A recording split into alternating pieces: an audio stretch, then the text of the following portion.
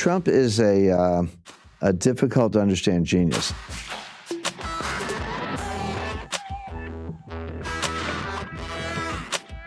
Hello and welcome to TRIGGERnometry. I'm Francis Foster. I'm Konstantin. And this is a show for you if you're bored with people arguing on the internet over subjects they know nothing about. At TRIGGERnometry, we don't pretend to be the experts, we ask the experts. Our fantastic guest this week is a writer, economist, and a former CIA advisor, Jim Rickards. Welcome to TRIGGERnometry. Thank you, Konstantin. Thank you. It's great to be here.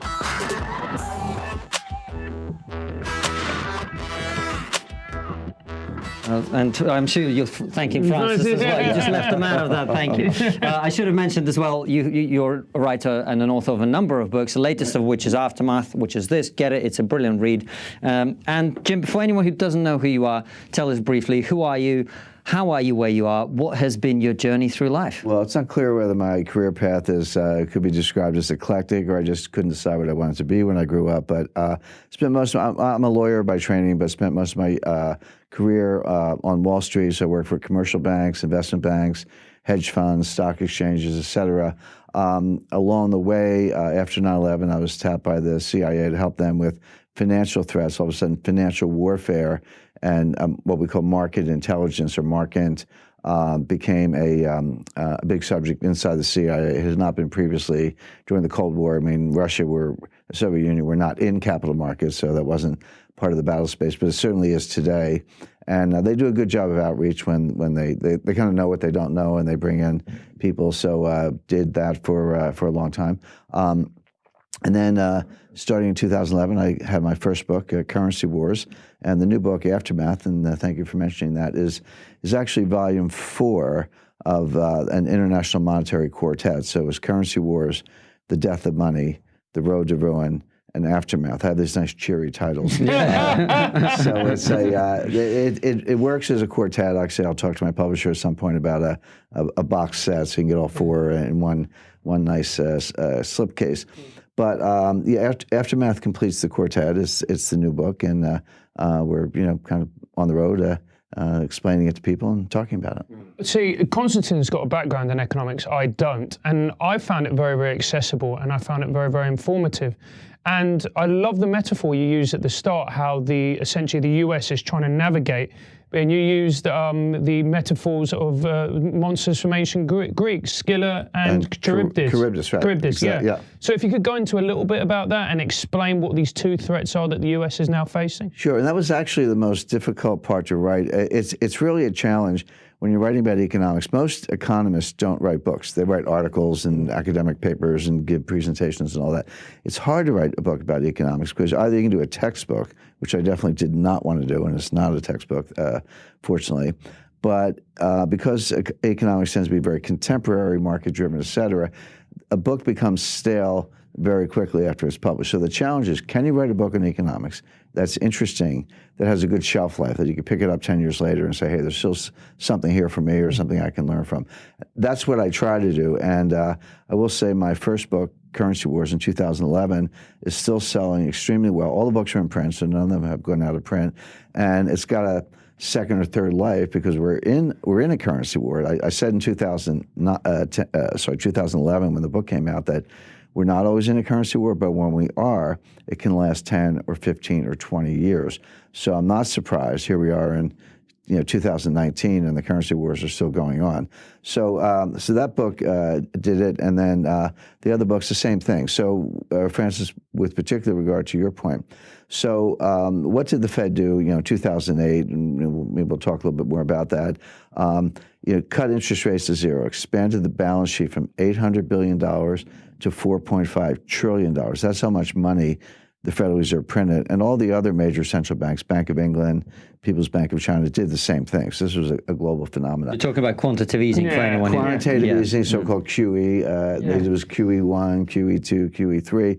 As I say, printed, took the balance sheet up to $4.5 trillion. But at some point, they had to get back to normal. Now, maybe we've lost sight of what normal is. But, maybe that's interest rates of 3 or 4%, which would be a little more normal, and getting the balance sheet down to maybe $2 trillion. It's an inexact science, but if the Fed got interest rates to 4%, got the balance sheet down to $2 trillion, I would be the first one to say, nice job, guys. You saved the world from a worse outcome in 2008. You got everything back to normal, and you're ready for the next recession. That is not what happened. What happened is they're still stuck. Rates are close to zero. They're going down again after going up for the last couple of years. They're going down again. The balance sheet has not come down. It's come down very little, maybe around 3.9 trillion, although it's going up again. So what happened was the Fed was trying to, again, get rates up, get the balance sheet down to get ready for the next recession. But the Scylla and Charybdis metaphor was in the course of preparing for a recession, would you cause a recession by avoiding one danger where you're sailing into another danger? And that was the Fed's conundrum. And I said several years ago, they would not be able to do it, that in fact, they would cause a recession in the course of doing this. And that's exactly what happened. We got very close. So at the end of 2018, Jay Powell, our Fed chairman, got a wake-up call. It's like, oh, I've tightened too much. I shouldn't have tightened in December of 2018, raising interest rates. We are very close to recession, and the U.S. was at the end of 2018. So he quickly reversed course, said first, we're not going to raise rates anymore, and we'll tell you if we do. We'll give you advance warning so you won't be caught by surprise. Yeah. Then by the spring, he said, well, we're actually going to cut rates, which they did in June and September of 2019. And then finally, they had reversed QE, quantitative easing. I still run into people who go, I'm tired of the Fed printing money. We hate quantitative easing. I said, they stopped that in 2014. They've been burning money since then, since 2017, 2018. The Fed trying to reduce the balance sheet. You may remember there was a famous cartoon that showed a manic-looking Ben Bernanke hanging from the strut of a helicopter throwing money. That was the image of helicopter money. Well, instead, picture Jay Powell with a pile of $100 bills and a shovel throwing money into a furnace. That's what they've been doing. They've been reducing the money supply. Well, this was a double dose of tightening. Higher rates, reduced money supply, almost threw the economy into a recession. They've reversed course on both. Now rates are coming down again. They're printing money again. And by the way, we're in QE4. They won't call it that, but the Fed is printing $1 trillion of new money as of the fall of 2019. So call it what you want. It's QE4. So my point was, on the one hand, you have to get ready for the next recession. On the other hand, are you going to cause a recession? That was Scylla and Charybdis. They were trying to sail down the middle and avoid both dangers. I said they would not be able to do it. They're going to have to choose the enemy or choose the danger, if you will. And they did. They said, we're going to avoid recession, but it means they've thrown in the towel on normalizing. So at a higher level, it means they're not ready for the next recession. So essentially, what you're saying is, and again, layman's terms, is we have a debt, or the US have a debt, that is too big for them to service. Correct. I am saying that. That's a separate issue. Let's separate monetary policy and fiscal policy. So monetary policy is the central bank, raising or lowering rates, printing money, or reducing the money supply. So that's the world of monetary policy. Over here, debt, deficits, and the budget, that's fiscal policy. They are related because where it really gets a little tricky and a little dangerous is if you tell the governments they can spend as much as they want and run up as much debt as they want, what's the discipline on that? Well, the discipline is the market. If the market says, hey, we don't want your paper anymore, we're not buying it, or interest rates go up, that tends to be self-limiting. But what if the Federal Reserve is sitting over here saying, hey, no problem, guys, shoot it in, we'll buy all the debt we want, all that you want, with printed money. Now you're monetizing the debt. So that's where fiscal policy, which is debt and deficits, monetary policy, which is money printing, come together if the Federal Reserve monetizes the U.S. debt. So both things are an issue. But specifically to the Fed, their failure was they could not get back to normal without causing a recession, which means they're not ready for the next recession. On the fiscal side, we're, at least in the United States, we're back to the wonderful world of trillion-dollar deficits, last seen in 2011. Well, we'll get into that because one of the things you outline very well in the book that essentially, historically, the pattern in the United States is that you borrow in times of war, right, and then you repay in times of peace. Correct. And we used to do that.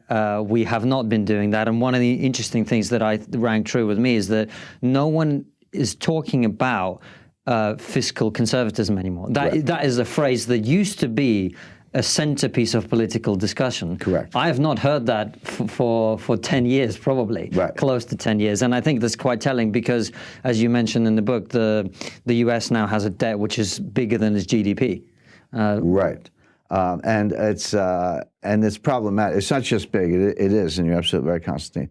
So concern about deficits in the United States, last seen in 2010.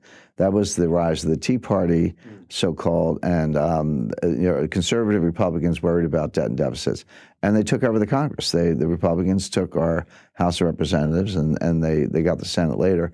On the strength of that, a lot of those members are still around, but now that we have a Republican president, they seem to have forgotten all about fiscal discipline. It was they were opposed to Democrats spending more, but they seem okay with Republicans spending more.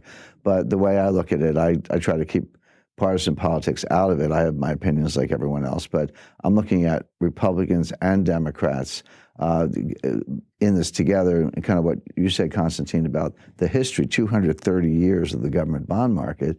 The history is the debt to GDP ratio, how much debt relative to the size of the economy, goes up in times of war and down and gets repaid in times of peace. So it hasn't been straight up since George Washington to Donald Trump. It looks more like a sine wave. It goes up and down like this until 2000. That's when things ran off the rail. When Bill Clinton left office, the national debt was $5 trillion. After 8 years of George Bush, it had doubled to $10 trillion. In 8 years of Obama, it had doubled again to $20 trillion. And Trump has thrown a couple $1 trillion on top of that. So I say we used to have bipartisan responsibility. Today we have bipartisan irresponsibility. It's not specifically a Democrat or Republican issue. As I say, both parties are spending freely. So let's look at basically what you're essentially saying is the patient had a heart attack. We've emptied the medicine cupboard. We haven't restocked it. Correct. And before we get onto that, we kind of started with a slightly different order. But I want you, just for ordinary people who may be watching this, just briefly summarize for us, why did the 2007-2008 crash happen? Well, the reason it happened is fairly straightforward, and for that we can go back a little further in time to 1998. That was the Russian default. We had a global financial crisis. We had a global liquidity crisis. It was over somewhat quickly, and it did not lead to a recession, but it was just as dangerous as what happened in 2008. And it all, kind of started in Thailand, went to Indonesia and Korea and Russia, but it ended up in my lap at a hedge fund in Greenwich, Connecticut called Long-Term Capital Management, and I was their chief lawyer. I was not the head of the risk management committee, fortunately, but I say when people mess up badly enough, it gets dumped on the lawyers. So here was a situation where this fund had lost $4 billion in about 5 weeks. And people said, well, okay, too bad for you guys or too bad for your investors, but who on earth wants to bail out a hedge fund? That's not our job. And if you're this Fed, and that's what we thought. We said, well, too bad for us, but no one's going to bail us out. But we called the Fed to explain what was happening, just to be good corporate citizens. We said, well, we see a train wreck. We're in it. We want to tell you about it, but we weren't asking for a bailout, nor did we expect one. But when the Fed realized that we had $1.3 trillion of derivatives, swaps, and options with the 14 biggest banks, they said, hey, if you guys go out, you're going to take down these banks. And that is what would have happened. Interestingly, in 98, the first victim would have been Lehman Brothers. They ended up being the first victim in 2008, but they were always kind of the weak sister of the group, all along. That was always true.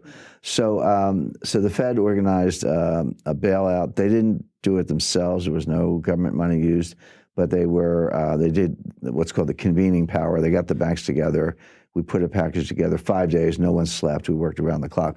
We got it done. And in effect, Wall Street took over our balance sheet with their own money, unwound it slowly over the course of a year, and the whole thing went away. My point is, people forget about that. It was 21 years ago. And people are like, yeah, I kind of remember that. Or if you're younger, you've maybe never heard of it. But we were... I was living in Russia at the time. Well, so you had a front row seat also. And as I said, I did on the bailout. But we were hours away from the sequential closure of every stock and bond market in the world. That's how dangerous it was, and that's how close it was. Now, when you have that kind of danger and it doesn't happen, the plane doesn't crash, people tend to shrug it off. But as an insider sitting there with the Fed and the Treasury and the head of Goldman Sachs and J.P. Morgan and those and their lawyers, and those are the people we were up against. And we did get it done.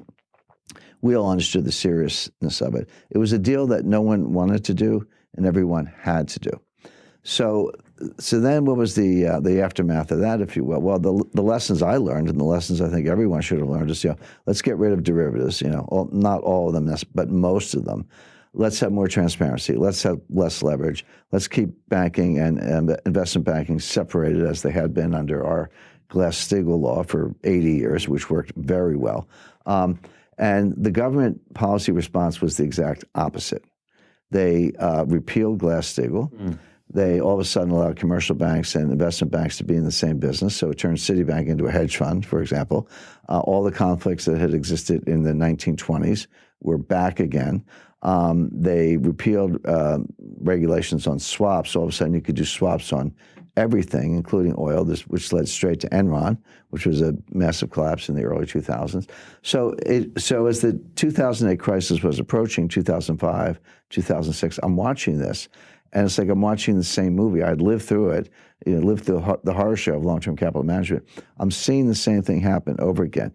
Now it was in mortgages, so-called junk mortgages, subprime, and similar types of non-credit-worthy mortgages.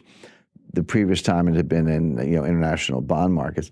It doesn't matter. The catalyst can come from a lot of places, but what does matter is that the system is so interconnected, and you have what's called contagion, where one sector or one player goes down, but they take other people with them, and that's a domino effect, and it keeps spreading. That's what we had in 1998. It was truncated by this bailout. That's what we had in 2008. But, the first symptoms were in the spring of 2007. And it was actually Hong Kong Shanghai Bank in their U.S. operations said, our earnings were a little below expectations because our mortgage losses were higher than we thought. And everyone's like, okay, you missed your earnings target. But that was a red light. That was, hey, something's wrong in the mortgage market, something below the surface. And then in March 2007, Ben Bernanke famously said, this won't be a problem. This will blow over. Just one more example of central banks not understanding what they regulate. And then in the summer of 2007, you had the equivalent of a heart attack where Société Générale in France, their money market funds were closed. And then the Fed had to cut the discount rate. And then the crisis began really a year before. The acute stage was September 2008. Lehman Brothers goes bankrupt, AIG gets bailed out, et cetera. But it started in the summer of 2007 with early warning in the spring of 2007. So it was mortgage related, of course. And I'll give you a very concrete example. There were $1 trillion of subprime mortgages. These are mortgages that, no documentation, don't have to prove your income, very non-credit worthy. But there was a bubble mentality, a frenzy, and everyone, hey, buy a house and borrow money, fix it up, sell it for twice as much, walk away rich, and everybody was doing it. And it was $1 trillion worth. Now, mortgage default rates rarely get above 5%. 5% is really high in the mortgage market. So people were saying, smart people like Ben Stein, the financial analyst, but the central bank and others were like, well, okay, let's get crazy. Let's assume a 20% default rate, which has never happened, but just assume that's true. On $1 trillion of subprime mortgages, a 20% default rate would be a $200 billion loss, which was only slightly higher than the S&L crisis of the 1980s. Adjusted for inflation, it would have been a comparable loss. And the attitude was, well, we survived the 80s, we'll survive this. Yeah, it's bad, banks will take losses, stock prices go down a little bit, but we'll survive. What they missed is, yes, there was $1 trillion of subprime mortgages, but there were $6 trillion of derivatives. Yeah. That was invisible. So all of a sudden, 20% of that was $1.2 trillion. So you had a. Sorry. Before anyone who doesn't know, derivative is essentially a way of placing a bet on the future price of something. Correct. Right? That's exactly right. It's a side bet with no underlying. So let's say I borrow $1 million from Francis. Okay? Highly unlikely, believe me. Highly unlikely. I've got the money, I just can't lend it. Well, okay, but say you were in a good mood that day. So we have a real loan. Francis gives me $1 million. I sign a note. He has the note. That's a real transaction. But then I call you up and say, hey, Konstantin, you want to make a little side bet on whether I pay Francis back? And you're like, yeah, I'll take the action. And then we call somebody else. So you create derivatives out of thin air, and there's no limit on how many you can have. They're off balance sheet, meaning give me the balance sheet of the company. I won't see them. You have to read the footnotes and then the information behind the footnotes. So non-transparent, unregulated, no limit on size. And that's what happened. It's gambling, basically. Correct. It's just, it used to be illegal because of gambling laws that had been around on the books for a long time. So you had this $1 trillion of subprime mortgages, but about $6 trillion of bets. Bets, exactly right, side bets. So the crisis was actually much worse than anyone realized. And then when it started to collapse, the contagion spread throughout the financial system. And the scary thing is, and what I gleaned a lot from your book, is that we haven't learned the lessons of 2008. Well, that's exactly right. And my point about 2008, it was because we did not learn the lessons of 1998, and we flew right into 2008. But once again, we have not learned the lessons of 2008, and we're going to fly right into the next storm. With one Sounds a lot like my life, Jim, I'll be honest with you. Well, with one distinction, which is that in 1998, Wall Street got together and bailed out a hedge fund. In 2008, the central banks got together and bailed out Wall Street. Who's going to bail out the central banks? In other words, the point is each crisis is bigger than the one before. The intervention gets elevated, larger dollar amounts. And are we now at the point where there's no one left to bail us out? Except the taxpayer. Yeah. Well, although the taxpayers are in near revolt as it is, so you're right. That's the ultimate source of money, or Fed printing. Yeah. And you were saying in your book about how actually this sort of black hole of debt is student loans, which blew my mind. Correct. And one of the questions I'm asked most frequently is, okay, Jim, I kind of follow your analysis on how risk works and how complexity theory and capital markets, how that works. But where's the crisis coming from? What's going to be the catalyst? And it's actually a long list. Now, student loans, there are $1.6 trillion worth of student loans. This is in the United States. So it's 50% more than the subprime mortgages in 2008. The subprime mortgages, correct, but the default rates actually are 20%. Right. Again, but I'm guessing they're not as much subject to derivatives as the subprime mortgages. Well, that's correct, but the loss falls directly on the taxpayer because they're all issued by or guaranteed by the United States Treasury. Right. Wow. Now, it ended up being the case that the government had to get involved and guarantee a lot in 2008. But at least initially, those mortgages were not guaranteed by the government, but the student loans are. So this will go, and kind of this gets to your point, Francis. How do capital markets and money markets and Fed policy kind of leach into debt and deficits? So when a lender, credit union, or anybody or university makes a loan to a student, and the Treasury guarantees that loan, which they do. It's off budget. Again, it's not strictly a derivative, but it is non-transparent. So then the student defaults, and the credit union, the lender, simply turns to the Treasury and said, "Here's your loan file. Pay me." And the Treasury pays the lender because they've guaranteed the loan. Now it's on the Treasury, but until that point, that loss is not on the books of the United States government. That loss is not part of the deficit. But when the Treasury writes the check to make good on the guarantee, it does go into the deficit. So we think deficits are high now, but there's this $1 trillion tsunami of student loan losses that's going to pile on top of the structural deficits and make it even worse. So all these things are, I spend all my time analyzing these things. I see them all. I can describe them. I can see how they're going to converge into a worse crisis. But in the short run, people either ignore them or they just don't know anything about them. Why should they? I mean, every day people don't. Although I do say when it comes to your own money, everyone has a PhD. but for the most part, this is technical stuff, and people don't get it. This is why I like talking to you, because you can break quite complicated things down in a way that makes them accessible. I was going to ask, just as a very quick aside, a few of the Democratic presidential candidates. Is that what you're going to ask? Bernie.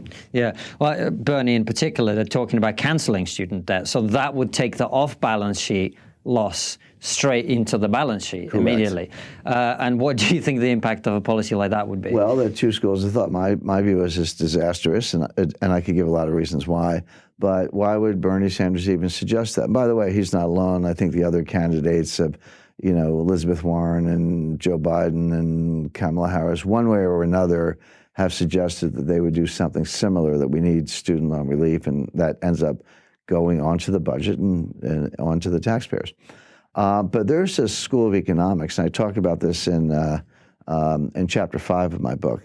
It's called Modern Monetary Theory, MMT for short. We just lost half our viewers. Well, fair enough, but I'm kidding, but I can explain it very simply. Look, I wouldn't expect everyday viewers, everyday people to know anything about it, but more to the point, economists don't know anything about it. This is a new school of economics, if you want to think of it that way. So it's 1929, along comes John Maynard Keynes with new theories on aggregate demand or whatever. Well, there is this modern monetary theory, but the leading scholar of modern monetary theory is a lady named Stephanie Kelton, who's a professor at the State University of New York. But she is the financial advisor to Bernie Sanders 2020. I think I might have met her at Kilconomics, actually. She was at Kilconomics. Yeah, we've met her. Very nice lady. We disagree on theory, but she's very nice. She's a nice person, very bright, and she was at Kilconomics. But she's the financial advisor to Bernie Sanders. Right. So this is where this is coming from. So you're right. Bernie Sanders is not going to go to a clam bake in New Hampshire or a cookout in Iowa and talk about modern monetary theory. He'd lose the audience. But that's what's behind the thinking. But what modern monetary theory says is that actually there's no limit on the amount you can spend. You can spend as much as you want, and the market will either buy the debt, or if they balk, the Fed will monetize the debt.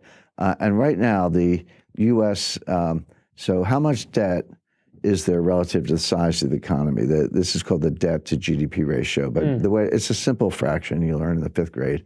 How much debt divided by the size of the economy? So in a simple example, if you had $5 trillion of debt and a $10 trillion economy, that fraction would be 1/2. So you would say the debt to GDP ratio is 1/2 or 50%. Today, the debt is larger than the economy. That ratio is over 100%. We have round numbers, about $23 trillion of debt and about a $22 trillion economy. So the ratio is about 105%, highest since World War II. That troubles me. It troubles other economists. But my friend Stephanie says, what's the problem? You could take it to 150%, 200%. 250%. By the way, that's where Japan is. Japan's at 250%. Greece is 175% or so. Italy's 135%. They're all still standing. If you go to Italy, barely. You got to go to Italy. The lights are on. Bars are open. Yeah, go to the Ginza. It looks like Times Square. So you don't see visible signs of stress. And here's the irony. Ben Bernanke would absolutely not agree with this theory, and he said so publicly. But Professor Kelton says to Bernanke, you proved our point. You were the one who took the Fed's balance sheet and quadrupled it from $800 billion to $4.5 trillion or so. You proved that you can print trillions of dollars of money without causing inflation, without causing high interest rates, without causing a run on the bank. So all we're saying is, you did it to prop up Jamie Dimon's bonus. We wanted to do it to forgive student loans. We may have different policy objectives, but the process is the same. What's the problem?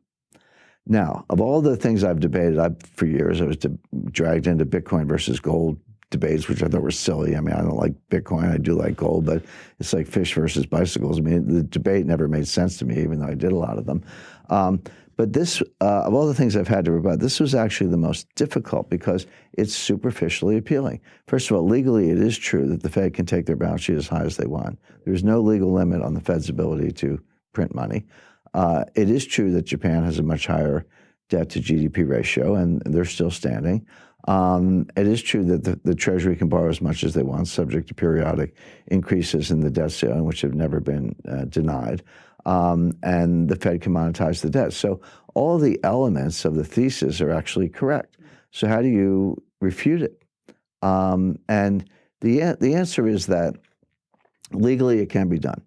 And if your goal is to print a lot of money and forgive student loans or give a guaranteed job or guaranteed basic income, whatever it is, in theory you could do that. But there is an invisible psychological boundary, and this is what the modern monetary theorists don't understand, and I don't think Ben Bernanke understands it. There comes a time when people wake up and they say, I don't know what's going on here. I don't have a PhD, but get me out of the dollar. It doesn't. And so I'll buy gold. I'll buy silver, land, oil, natural resources. Buy a new car. Buy a house. Get me out of the dollar into something tangible, because I no longer trust the monetary authorities. I no longer trust the Congress. I can't believe that you're going to spend this much money without ceiling, without limit, without causing inflation. My inflationary expectations will go up. And the way to deal with that is to buy hard assets, starting with gold, but not exclusively gold. There, as I say, land, real estate, and natural resources. They're all good. They're all good substitutes. At that point, interest rates will skyrocket. All of a sudden, the bond market will have difficulty selling it. The president of the Congress could take away some of the Fed's independence. All of these assumptions could come crashing down very quickly, very unexpectedly, and that's the problem with the theory. And Jim, there's a question that I want to ask, and it enrages me every time. Why haven't we learnt lessons? Why do we make the same mistakes again and again and again? Great question, and there are two reasons. One is the models that the policymakers use are all wrong. If you have the wrong model, you're going to get the wrong policy every single time. So what are the efficient market hypothesis? It says that you can't beat the market because markets get the information faster than you do. They quickly and smoothly incorporate it into the price. Yeah, the price will go up or down. You can win or lose. But what you can't do is beat the market, because you can't, think faster than the news is coming in. The market as a whole adjusts. That's not true. I mean, we've had how do you explain crashes and panics? How do you explain situations where stock falls 20% in a minute, which happens for an individual stock? Or for that matter, October 19th, 1987, the U.S. stock market fell 22% in one day. Today, by today's measure on the Dow Jones Industrial Average, that wouldn't be 500 points. That would be 5,000 points. That happened on October 19th, 1987. That's not efficient. So my point is, that's a pillar of modern financial theory, but it's junk science. The Phillips curve, there's an inverse relationship between unemployment and inflation. So when unemployment gets really low, which it is, inflation has to go up. False. It's not true. Unemployment is really low, but inflation is really low also. So that's junk science. Value at risk. This is used by all the big banks to manage their risks. And it basically says that I don't have to look at gross positions. So I buy a $5 billion swap from one person, and I sell the same $5 billion swap to another person, and I can net them down, and my risk is tiny because I'm long and short the same amount. That's what value at risk would say. You don't need much capital for that tiny little risk.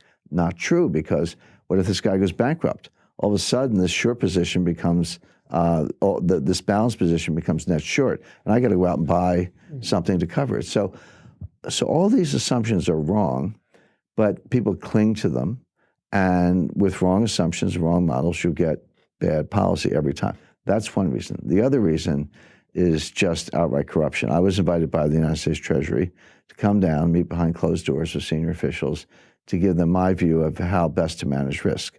And they were very nice to invite me, and I had a good audience, and they were attentive, and it was a good opportunity. Nothing changed, but that's their that's their problem. But in the middle, sounds like being a comedian. No matter what you say, nothing's going to change. Right, exactly. Just do it again. But in the middle of the presentation to the senior official who was there, I have a habit of interrupting myself, and I was going through risk and all that, and I turned to him. I said, I don't envy your job because the banks own this town. We were in Washington. So the banks own this town. And I thought he would be outraged, and that's an insult. What are you saying? Whatever. He looked at me and said, you're right. Meaning they can't regulate in a way to control the banking system because the bank lobbyists and the banks themselves control Washington. What banker is going to encourage a law, rule, or regulation that reduces his pay, even by a nickel? So between the Fed and the Treasury not understanding risk because the models are flawed, and bankers pulling the strings, which they do, my wife hates me to admit it, but I was a registered lobbyist at one point. I ran a Washington office. I spent a lot of time on Capitol Hill. I worked behind the scenes on exactly the kind of thing we're describing. So you don't have the right model. You can't see problems coming. You're not going to get the right laws, rules, and regulations, and it will keep happening again. But my point is, every time it happens, it's worse than the time before. And does there come a time when the crisis is so acute, so big, so out of control, and there is no one to bail it out, going back to what we said earlier, how can the Fed, they've taken their balance sheet to $4 trillion, they're back, they're printing money again. What are they going to do next time? $5 trillion? $6 trillion? Well, my friend Stephanie Kelton would say yes, and I would say no, because you're going to destroy confidence. And you talk about the corruption, where is that why we didn't see top executives prosecuted in the aftermath of the financial crash? No prosecutions, no pay cuts, no penalties. They're all back to their, $20, $50, $100 million bonuses.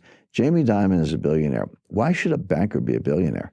If you create a Silicon Valley company or a great app or you run a hedge fund, they're like legitimate hard work.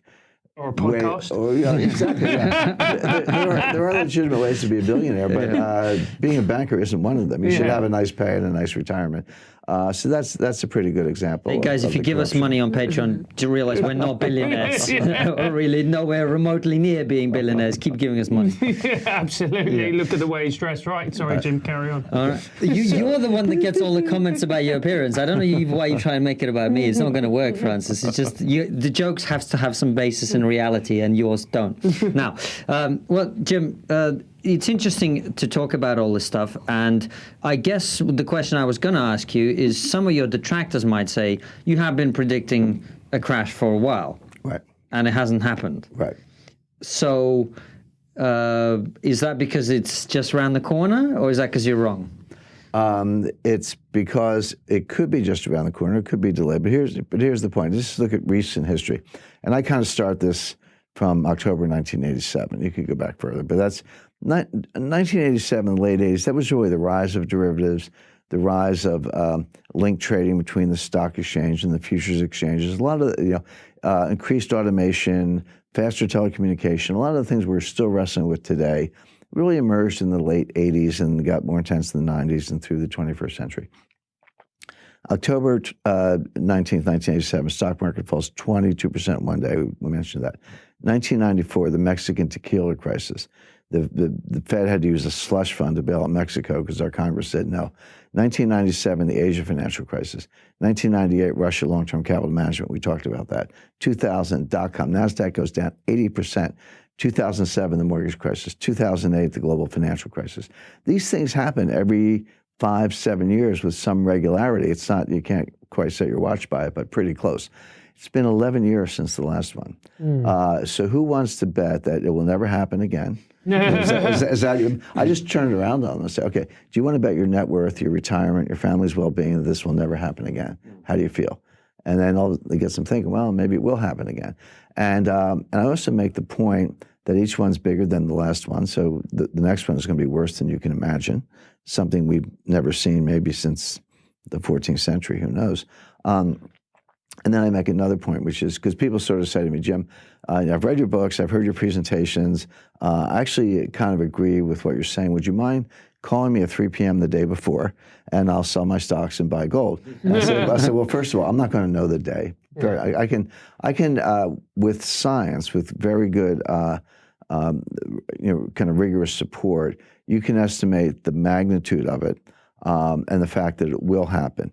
Timing is the most difficult. And people say, well, what good is it? Well, it's like an avalanche, how does that work? Well, snow builds up and it builds up and it builds up, and an experienced mountaineer can look at that and say, that's going to collapse because it's windswept, the temperature's too warm today. You can see the avalanche is coming, but it doesn't have to be today or tomorrow or the day after. But do you want to ski under it? Do you want to take that chance that today's your lucky day or perhaps your unlucky day?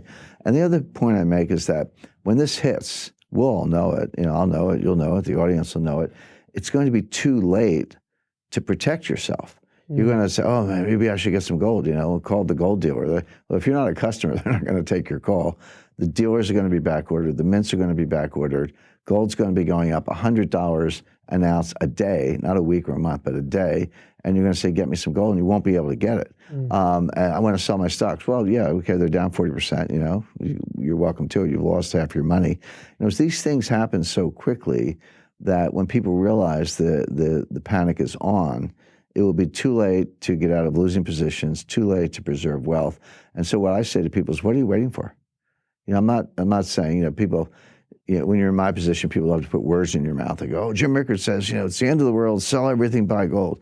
I've never said any one of those things. It won't be the end of the world. It could be a very different world on the other side. That sounds so reassuring. It won't be the end of the world, number one. And there are things you can do today. Don't sell everything and buy gold, but have about 10% gold in your portfolio. It's like 10 quid. Yeah, exactly. Buy 10 quid's worth of gold. How much? 40 quid. 40 quid. How much gold can you buy for 40 quid? Not much. I didn't think it's so. Be about what, 1,200 pounds per ounce, so a fraction of an ounce. So. Wow. Okay. What does an ounce look like physically? Well, an ounce of gold. What's interesting about an ounce of gold? It's a large coin. It's larger than the old sovereign. That's 1,200 pounds. Thereabouts. Yeah, exactly. Yeah. Right. The classic British sovereign, and I occasionally buy sovereigns for. As a collectible, it's not good value for money in terms of gold. And I understand that, and I could buy, gold bullion or coins or whatever for that purpose. But I do collect some gold coins, and I have some sovereigns. They were 7 grams, about a quarter ounce. But I have a nice picture of King George V on one side, George slaying the dragon on the other side. But 22 karat gold, not 92% pure gold. They put in a little alloy. You still got your weight in gold, but they put in a little alloy just to make it durable, because this was what we call in Philadelphia walking around money. You had it in your pocket or your purse, and you would spend it, and an ounce was almost too much. It was too much value, so the quarter ounce was just right, and that was the classic British sovereign. But the point is, the 1 ounce coin, a little bit larger in diameter than coins we use today. But what surprises people when you give them an ounce of gold is the weight. It's very dense. It's one of the densest metals in the periodic table, the elements. And people are like, "Oh, that's kind of heavy," and they're very impressed by it. And it's pretty too. The fact that it's pretty is not a reason to have it, but the fact that it has retained value and it's scarce and it checks all the boxes in terms of a good form of money. But people are surprised at how heavy it is. I've been in some vaults where you see these 400-ounce bars. They're sort of trapezoidally shaped. I want to lift that bar up. It's 35 pounds. It's like if you're good at free weights, that's fine, but it's kind of heavy to lift one up. And what about those people who are saying, "Well, I'm going to be fine. I've got Bitcoin or whatever it is." And I like that. That's a good reaction. Yeah. What is your opinion on Bitcoin? Because it only seemed like 6 months ago it was that everybody was talking about it, and all crypto and all the rest of it. Yeah. Well, Bitcoin, just empirically, before we get into the substance of it, was the greatest bubble in the history of the world. As Bitcoin was going up, so now we're talking about the fall of 2017.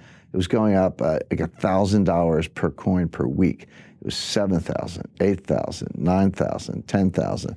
And I did an interview at the time. This was early December 2017. And I've never been a fan of Bitcoin. Don't recommend it. Don't think anyone should have it. And the host said, "Well, Jim, what's going to happen?" I said, "Well, it's going to keep going up. This is a bubble, and they go up until they don't." So I could see Bitcoin going to $20,000 and then crashing straight down. That's exactly what happened. It went to $20,000 and then crashed straight down. Now you say, "Oh, well, gee, if I had bought them for $10, and it wasn't that long ago when you could have bought them for $10, and they went to 20,000, and you had sold them all, you could have made millions." I know people who did that. There are legitimate Bitcoin millionaires, maybe even a few Bitcoin billionaires. I don't doubt that those people are out there, and I even know some. But the point I make is that, how did they make that money? This is a zero-sum game.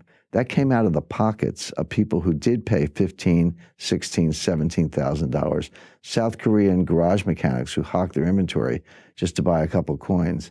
Netherlands, middle-class individuals who sold their houses and lived in trailers so they could buy coins at these high prices. They've lost all their money.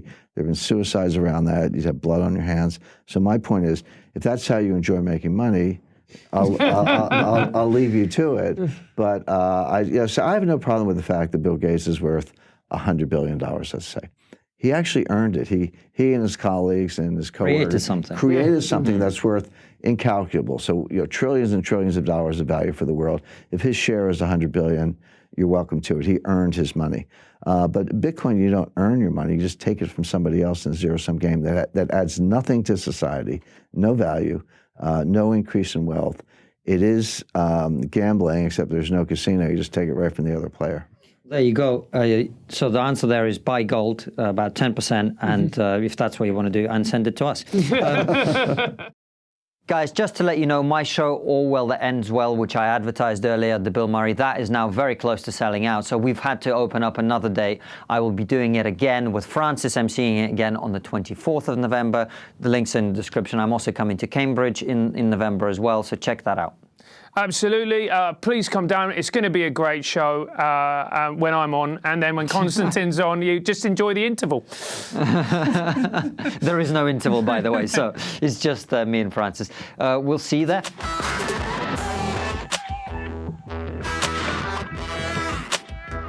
Let's move on to one other issue that we wanted to discuss with you, something that you know a hell of a lot about, and we wanted to raise with you. Donald Trump, during his election campaign in 2016, spent a hell of a lot of time talking about China. Right. He was ridiculed for this. He was mocked for this. Most people who are not experts didn't even understand why he was talking about it. Somewhere in the periphery, people might have thought, well, he's talking about it because a lot of manufacturing jobs have gone to China. Right. But if you listen to some of his advisors, if you listen to some of the other people who talk about the threat that China poses to the rest of the world, economically more than anything, there are many more layers to it than that. Right. So lay that out for us. Sure. Trump is a difficult to understand genius, and I look at the fact that he won in 2016. Of course, we're coming into the 2020 elections, and I predicted the Trump victory in 2016, so I'm in that business of predictive analytics. I have Trump as a strong favorite to win again. But one of the factors I look at his opponents, the media, the Democrats, the progressives, and I say, did they learn anything? Did they learn anything in 2016 so that they can do something different today and perhaps beat him? And so far the answer is no. They haven't learned a thing. Well, they've doubled down on all the crazy cultural stuff that got them in trouble in 2016. That's exactly right. They've doubled down. That's a good way to put it. But no sign at all that they've learned anything. But so I describe Trump's relationships with the media as the media are a herd of puppies, and Trump's the master with a red rubber ball. And he throws the ball, and all the puppies chase the ball. One of them fetches it and brings it back, and he says, very good. And he throws the ball over there, and they do the same thing. Meanwhile, he's doing serious stuff. So what's the ball? You know, Stormy Daniels, impeachment, collusion, Russiagate. These things are distractions, no substance to any of them. And the media keeps chasing them. Meanwhile, what is Trump actually doing? The largest tax cut in history. He is remaking the federal judiciary, appointing judges at an unprecedented rate, taking control of the courts. And it's from a list produced by the Federalist Society. They're very staunch, reliable conservatives. And they picked them in the early 40s because it's a lifetime appointment. So you'll be on the bench 40 years from now. The Trump judiciary is going to run the United States long after, well, at least after I'm gone. You guys are younger, but for maybe 4 decades or so in the future. Trump owns the Fed. Trump came in, there were 2 vacancies on the Board of Governors of the Federal Reserve. Why were there 2 vacancies?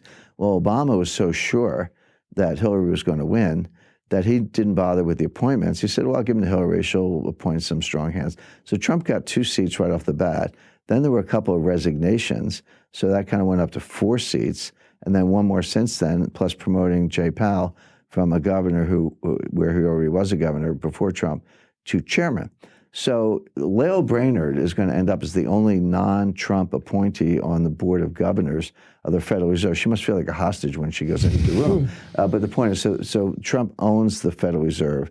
He's taking control of the judiciary. He's burning the Code of Federal Regulations. I mean, literally burning it down so you can actually have some freedom. And the largest tax cut in history, and confronting China. And that was your point, Konstantin. So the press is chasing the rubber ball. He's doing big stuff. That's really going to be world historic. So as it relates to China, so for 20 years, I would say the 1990s and the early 2000s, a little beyond that, really up until Trump, the globalist view, when I say global, I use these phrases, but I name names, because we know who these people are.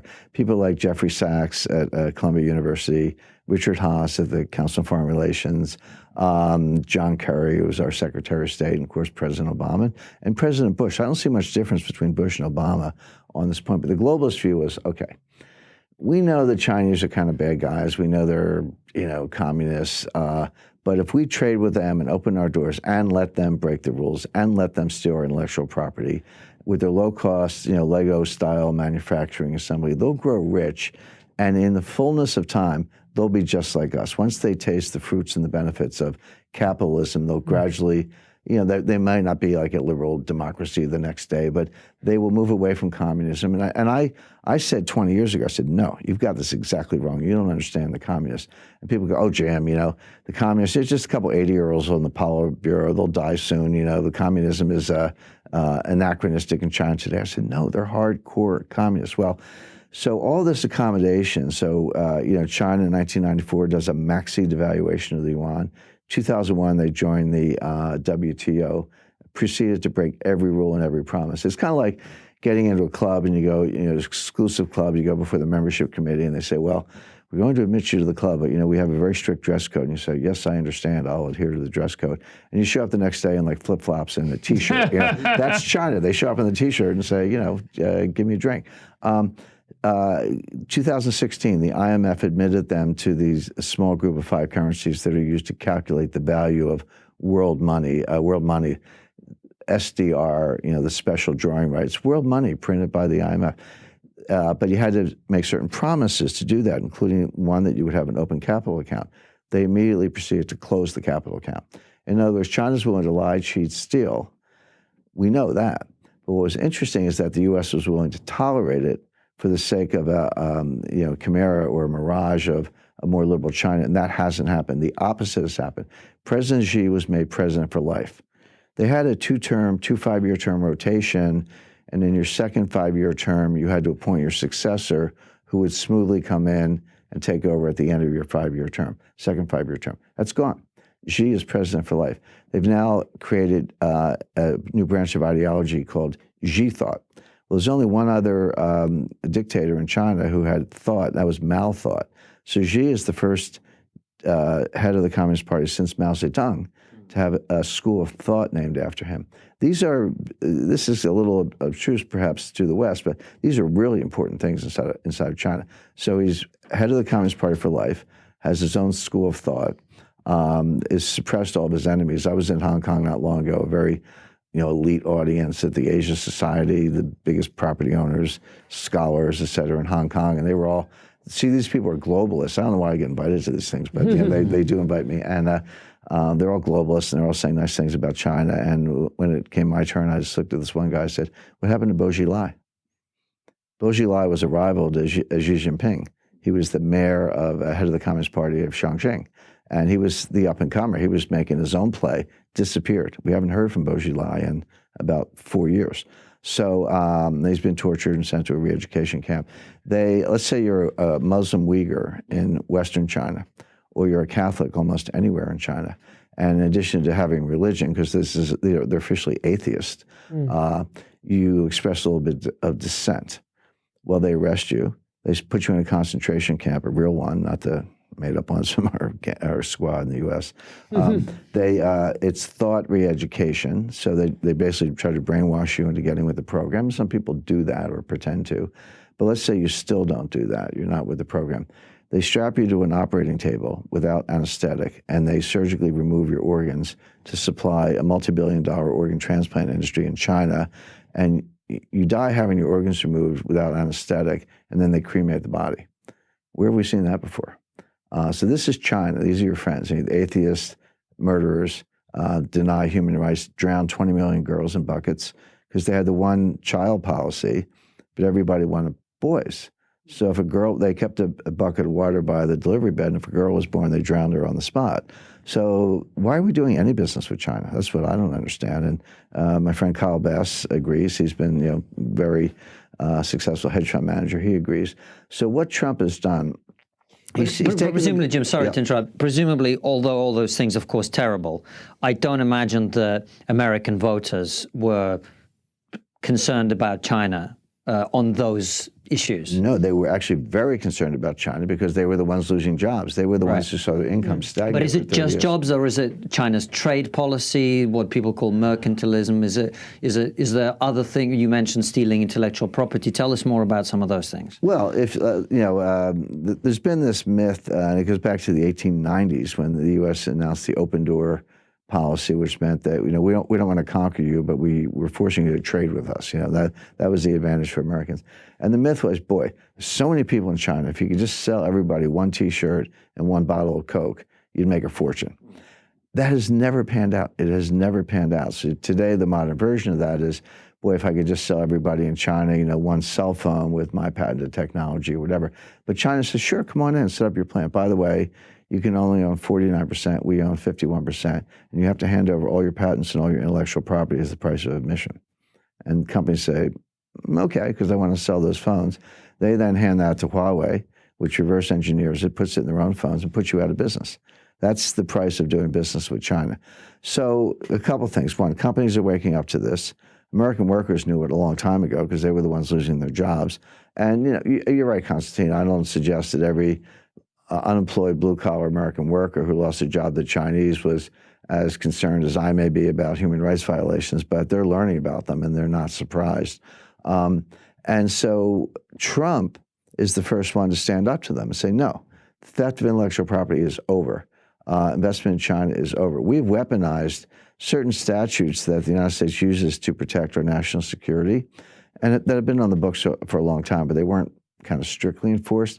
They've all been weaponized. Today, to say that China couldn't buy Verizon, which is one of our biggest telecommunications companies, that's true. China can't buy an ice cream stand. China can't buy anything. Huawei might as well pack up their bags and leave. They're not going to do any business in the United States. And we're going to see to it through Europe and Japan and our allies that they don't do any business with anybody else either. And if they do, they can't do business in the United States. That's a secondary boycott. So we're playing hardball. But if you want to boil this all down, in October 2018, our Vice President, Mike Pence, gave a speech before a think tank. It's readily available on the internet and the White House website, easy to find. And people are calling it the Pence Doctrine. It's the first time I've ever seen Trump not name something after himself. He allowed Pence to go ahead, and so it's the Pence Doctrine. Do you reckon there's a tiny room in the White House? The Pence room, like a little cupboard or something. Yeah, where they keep the brooms. Yeah, well, Pence might have resigned the Oval Office in 2024. We can talk about that later. But what the Vice President said, and this is the serious part, he said, yeah, there's a currency war, there's a trade war, those are important things. But this is a much bigger issue. We've got human rights violations, geopolitical confrontation in the South China Sea, theft of intellectual property, trade war, currency war, and the other things we mentioned, that this is more like Cold War II. Doesn't mean you have a shooting war, but it means that the confrontation is much bigger, broader, and will be more long-lasting. And actually, Pence is preparing to deliver part 2 of the Pence Doctrine. There'll be another speech very soon. And when this, in my view, will be on a par with the Marshall Plan, or what's called the Long Telegram by George Kennan, which was turned into an article called Sources of Soviet Conduct. But that article, which I think came out in 1947, I could be off by a year, thereabouts, was the blueprint for the conduct of U.S. foreign policy during the entire Cold War, right up until 1989. Everybody looked at that Kennan article and said, yeah, this is the way to do it. And it wasn't a war, it was containment. Just box them in, starve them out, and they fell. And that's exactly what happened. It took 45 years, but it happened. This Pence Doctrine is going to be the new Long Telegram. It's going to define our confrontation with China. And then the thing I love is all these scholars, TV pundits, whatever, there was a book called The Thucydides Trap. And of course, Thucydides, the Greek historian who chronicled the Peloponnesian War, and he said, well, you have, the established power Sparta and the rising power Athens. Whenever you have a rising power meeting an established power, it comes to a war. There was a war between them, and that was the history of the Peloponnesian War. So everyone's glommed onto this and said, yeah, here we go again, Thucydides trap. The U.S. is the established power, and China's the rising power, and it's going to come to a confrontation. There's no way around it. There may be some truth in that, but what they ignore is that Sparta won. in other words, Athens did not win the Peloponnesian War. Sparta destroyed Athens. So that would suggest that the U.S. will destroy China. We're not going to physically destroy it, but either China will transform into a more liberal society, or the U.S. will box them in and defeat them at every turn, not let them steal the intellectual property. And just to make it very concrete, U.S. companies are already moving the supply chain. They're coming out of China, they're going into Vietnam, Indonesia, Philippines, Thailand, Malaysia, other countries that have enough infrastructure, enough trained workers with low wages that you can replicate what China offers without the baggage, without the theft of intellectual property, and without supporting the human rights violations. Now, here's the thing. These are 10-year decisions. You don't close a plant and build a new one and then go back next year because everyone's kissing and making up. You move your plant and you keep it there for 10, 15 years. So these jobs are coming out of China, but they're not coming back. And the Chinese economy is in much worse shape than people realize, much more indebted, much more vulnerable. And to top it off, the history of China for 5,000 years is centralization of power followed by dissolution and decentralization. Then warring kingdoms, then it centralizes again, and it falls apart again, over and over through centuries and through dynasties. Right now, China is at peak centralization, going back to what I said about Xi, which means it's very easy to forecast what's going to happen next. It's going to fall apart. Well, on that happy note, we've got one more question for you, Jim. What is the thing that we are not talking about, but we really should be talking about? The question is when the next crisis comes, and it will come. So that's the easy part. It will be worse. That's the easy part. Timing, hard to say, and you're right about that. My answer is, what are you waiting for? Get ready now. When it comes, what will the world look like afterwards? And I talk about this in my book in Chapter 8 and the conclusion of the book. And I suggest that there's only one clean balance sheet left in the world. The central banks have not normalized their balance sheets. We talked about that. There is one clean balance sheet left, which is the IMF, the International Monetary Fund. So just as central banks bail out Wall Street, perhaps the IMF will have to bail out the central banks. In other words, reliquify the world. Where's the source of liquidity? Where's the money coming from when there isn't enough, when everyone wants their money back and selling everything, prices are crashing, money is disappearing in front of your eyes? Where does the money come from to get the system back to normal? It might only come from the IMF if they can get their act together. But they issue this world money, this SDR, as they call it. I love the way they make up names that no one understands. I call the IMF transparently non-transparent. They actually tell you what they're doing, but no one understands it. It's very hard to read. But if that happens, you're going to need China to agree and Russia to agree and other countries that are very averse adversaries to the United States and also don't like the dollar. So the price of poker, if you will, is, yeah, we'll flood the zone with SDRs. We'll reliquify the world with world money. But it means starting now, the dollar is no longer the dominant reserve currency. The price of oil will be denominated in SDRs. The balance sheets of the 100 largest corporations will be recorded in SDRs. The SDR will be how we maintain our reserves. It doesn't mean the dollar goes away, but it becomes a local currency. Like I go to Mexico, I buy some pesos. If you visit the United States, you'll buy some dollars, but it won't play the role it plays today. And U.S. power will fall with it. There's throughout history, Rome, British Empire, Spanish Empire, Dutch Empire, etc. When their currencies lost value, their empires fell. So there are much larger forces in play. And what I say to people is, it will be the end of the world? No. But it might be almost a semi-agrarian world. Life might look a little bit more like it did in 1910. Well, thank you very much for coming on the show, Jim. Thanks, Konstantin. Thanks. Yep, as always, subscribe. Follow Jim on Twitter. Your Twitter handle is, Jim? At James G. Rickards. You're very active on there. I follow you with great interest. It's the only social media I use, but I am fairly active, right? Yeah, so follow Jim there. Follow us at TriggerPod on all the social media. We'll put the postal address to send all your gold in the bottom of the video. And we will see you in a week. See you later, guys. Bye-bye. Thanks for watching, guys. As always, subscribe to the YouTube channel. Click the bell button next to the subscribe button so you get notified when a video comes out. And follow us on all the social media at TriggerPod. And also leave us a nice review on iTunes and spread the word.